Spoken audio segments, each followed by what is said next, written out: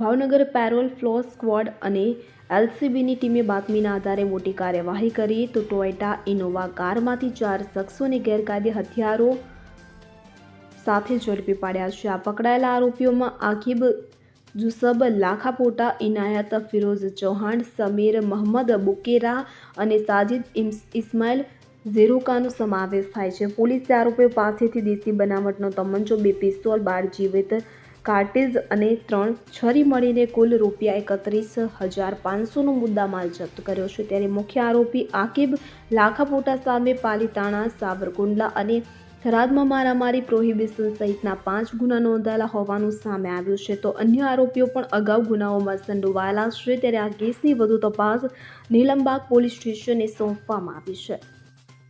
અમીન પાયક સાથે સેન 24 ન્યૂઝ, ભાવનગર.